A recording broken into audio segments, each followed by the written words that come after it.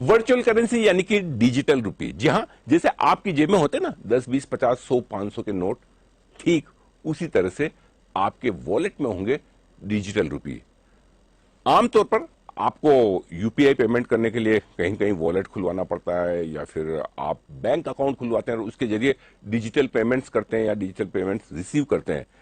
Digital रुपए की सबसे बड़ी खासियत यह होगी कि आपको अलग से बैंक अकाउंट खुलवाने की जरूरत नहीं है, और बैंक अकाउंट नहीं भी है तब भी आप इसका इस्तेमाल कर पाएंगे, और आगे चलते हुए इंटरनेट कनेक्शन ना होने पर भी आप इसका इस्तेमाल कर पाएंगे। जी हाँ, ये बड़ी सुविधा होगी, और सुविधा बिल्कुल ठीक उसी तरह से जैसे आप कैश देते हैं ना किसी को, आपने कुछ खरीदा कैश दे दिया, ठीक उसी तरह से आप डिजिटल रुपए में पेमेंट कर पाएंगे। और दूसरी क्रिप्टो करेंसी के विपरीत ये करेंसी एकदम लीगल होगी, आरबीआई के द्वारा जारी की जाएगी। यानी कि आरबीआई की बैलेंस शीट में जब नोट जारी होते हैं तो लायबिलिटी के तौर पर दिखाया जाता है, यानी कि आरबीआई कहता है कि ये मेरी जिम्मेदारी है इसका भुगतान करने की। ठीक उसी तरह से डिजिटल रुपये भी आपके लिए आरबीआई की तरफ से एक लायबिलिटी के तौर पर, उनकी गारंटी के तौर पर माना जाएगा। फिलहाल दो तरह की डिजिटल रुपये होंगे। शुरुआत करने के लिए जो पायलट प्रोजेक्ट लॉन्च हुआ है वो हुआ है होलसेल करेंसी के तौर पर, जिसमें बैंक्स आपस में ट्रांजैक्शन करेंगे, जो गवर्नमेंट सिक्योरिटीज के या उनके आपस के पेमेंट्स के जो ट्रांजैक्शन होते हैं वो डिजिटल रुपी होलसेल में होंगे। और आगे चलते हुए आपके हमारी सबकी सुविधा के लिए डिजिटल रुपी रिटेल भी जारी किया जाएगा, जिसमें आप और हम सब इस्तेमाल कर पाएंगे। और ये डिजिटल रुपी ठीक उसी तरह से होगा, अगर आपको डिजिटल रुपी को नोट में बदलना है, फिजिकल नोट आपको आरबीआई से मिल जाएंगे, या आपके पास फिजिकल नोट हैं और आपको डिजिटल रुपी चाहिए तो आपके पास वो भी कन्वर्ट हो पाएंगे, यानी कि पूरी तरह से कन्वर्टेबल। तो ये एक बड़ा बदलाव होगा जिसमें आरबीआई अपनी लायबिलिटी के तौर पर फिजिकल नोट छापने के बजाय आपको डिजिटल रुपये में लेन देन करने की सुविधा देगा। ये डिजिटल रुपया फिनटेक से जुड़े सेक्टर को अनेक अवसर देगा। इससे कैश को प्रिंट करने, हैंडल करने, डिस्ट्रीब्यूट करने में जो बोझ पड़ता है वो भी कम होगा। एक तो देखिए सिंपल ये कि सेटलमेंट में बड़ी आसानी होगी। डिजिटल रुपये आपको नोट साथ में लेकर जाने की कहीं जरूरत नहीं, जहां भी पेमेंट किया आसानी से हो गया। विदेशों में भी पैसा भेजना है, मंगवाना है, डिजिटल रुपये के जरिए आप आसानी से कर सकते हैं। नए नए टेक्नोलॉजी बेस्ड प्रोडक्ट्स आएंगे तो ये जो नए एंटरप्रेन्योर हैं उनके लिए भी इस तरह के प्रोडक्ट्स बनाने की आसानी होगी। और सबसे बड़ा फायदा तो ये कि नोटों के गलने का, कटने का, फटने का, जलने का और आपके पर्स के चोरी होने का जो डर है वो जाता रहेगा। डिजिटल रुपये तो ऐसा कुछ होने वाला है नहीं, नष्ट तो होगा नहीं। सो ये एक बड़ा फायदा है। इसके साथ साथ सबसे बड़ा फायदा आरबीआई को होने वाला है। पिछले साल मालूम है आरबीआई ने 5,000 करोड़ रुपए खर्च किए सिर्फ नोट छापने के लिए, तो ये तो बच गए ना। तो काफी कुछ पैसा नोट छापने का बचेगा, और जो डिजिटल पेमेंट्स है वो बड़े आसानी से किए जा सकते हैं डिजिटल रुपये के माध्यम से। तो ये बड़े फायदे हैं।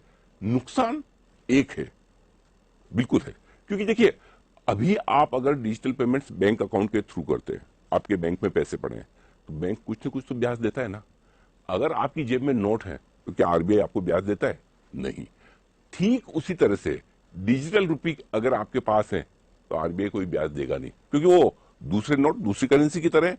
सो अगर आप यही पैसे बैंक अकाउंट में रखें और डिजिटल पेमेंट बैंक के थ्रू करें तो आपकी जो ब्याज की कमाई अब तक होती आई है वो होती है, लेकिन डिजिटल रुपये रखने पर वो ब्याज का नुकसान जरूर आपको उठाना पड़ेगा। ये डिजिटल रुपया अभी जो हमारी फिजिकल करेंसी है उसी की तरह डिजिटल स्वरूप लेकर के आरबीआई द्वारा ही उसको पूरी तरह कंट्रोल किया जाएगा, मॉनिटर किया जाएगा, उसका विस्तार किया जाएगा। देखिए अभी आप जो भी डिजिटल पेमेंट्स करते हैं वो आमतौर पर दो तरीके से करते हैं। एक तो आपके बैंक अकाउंट है, बैंकिंग सिस्टम के जरिए आपके अकाउंट से कहीं भी आप दूसरी जगह ट्रांसफर करते हैं, पैसे लेते हैं, देते हैं। दूसरा जो भी यूपीआई बेस्ड आपके वॉलेट्स हैं उनके जरिए भी आप पेमेंट देते लेते हैं। तो ये दो तरीके पॉपुलर हैं, और जितने भी आपके या तो नॉर्मल बैंक्स या फिर पेमेंट बैंक्स हैं उनके जरिए जब भी आप पेमेंट लेते देते हैं तो यूपीआई का इस्तेमाल करते हैं। अब डिजिटल रुपये में सबसे बड़ा फर्क है कि आपको यूपीआई का इस्तेमाल किए बगैर भी आपके पैसों का लेन देन हो पाएगा। ठीक उसी तरह से जैसे आपकी जेब में 500 की नोट पड़ी, आपको किसी को देनी है, ऐसे निकाली, दे दी, ट्रांजेक्शन खत्म। वैसे ही डिजिटल रुपये में भी आपको न यूपीआई चाहिए, न बैंकिंग सिस्टम चाहिए। आपकी जब जैसे मर्जी आई, आपने किसी को पैसे ट्रांसफर कर दिए अपने वॉलेट से, हो गया ट्रांसफर, आपके अकाउंट में भी आ जाएंगे। बहुत सिंपल है। तो सबसे बड़ा फर्क ये, ना आपको बैंक अकाउंट की जरूरत है, ना आपको यूपीआई पेमेंट के सिस्टम की जरूरत है। हाँ, आगे चलते हुए ये होगा जरूर कि डिजिटल रुपये को बैंकिंग सिस्टम के साथ भी जोड़ा जाएगा, यूपीआई के साथ भी जोड़ा जाएगा, ताकि ट्रांजेक्शन ज्यादा हो, पॉपुलर हो। लेकिन बड़ा फर्क यह है कि जब आप डिजिटल रुपये का इस्तेमाल करेंगे तो आपको किसी और दूसरे तरह के किसी तरह के सिस्टम की जरूरत नहीं पड़ेगी। ये अपने आप में पूरा सिस्टम होगा, और जैसे ही आपने ट्रांजैक्शन किया, आरबीआई ठीक उसी तरह से रियल टाइम बेसिस पर तुरंत उस ट्रांजैक्शन को कंप्लीट कर देगा। अभी होता है ना, आप पेमेंट करते हैं, फिर वो बैंकिंग सिस्टम में जाता है, फिर ट्रांजैक्शन अप्रूव होता है, आरटीजीएस, एनईएफटी, ये सारे वक्त लगता है। तो डिजिटल रुपये के केस में ट्रांजैक्शन आपके तुरंत उसी वक्त कंप्लीट हो जाएंगे।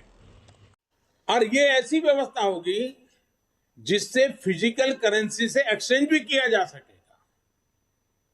जैसे कोई आपको डिजिटल रुपये में पे करेगा तो आप उसको कैश में बदल पाएंगे।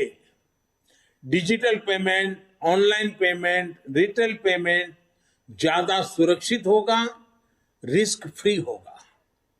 इससे ग्लोबल डिजिटल पेमेंट सिस्टम के निर्माण में भी आसानी होगी।